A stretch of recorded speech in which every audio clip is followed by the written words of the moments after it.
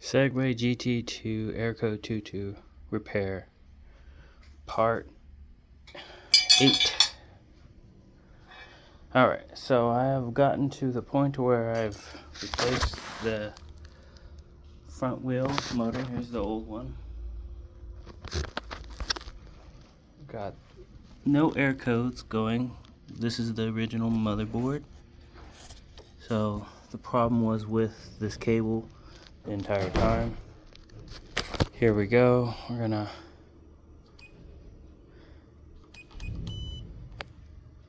We're in two-wheel drive. The sync is on.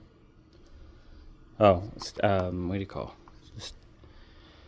Airco 22 has disappeared. Still gotta adjust the brake, but I could move this.